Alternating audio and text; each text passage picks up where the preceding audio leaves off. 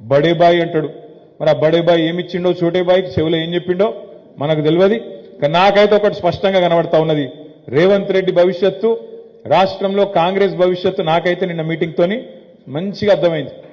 ఖచ్చితంగా రాబోయే రోజుల్లో మహారాష్ట్రలో జరిగినట్టు, అస్సాంలో జరిగినట్టు రేవంత్ రెడ్డి గారు వచ్చే ఎన్నికల తర్వాత బీజేపీ తీర్థం పుచ్చుకోవడం ఖాయమనే మాట మాత్రం నేను మీ పక్కా చెప్తున్నా.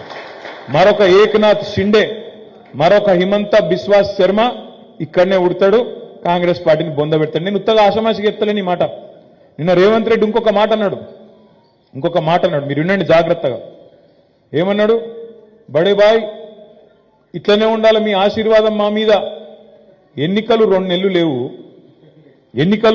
లేవు, భవిష్యత్తులో కూడా నీ ఆశీర్వాదం నా మీద ఉండాలంటే ఏమన్నట్టు? మరిన్ని ఇంట్రెస్టింగ్ వీడియోస్ కోసం మా ఛానల్ని సబ్స్క్రైబ్ చేసుకోండి. వీడియో నచ్చితే లైక్ చేయండి.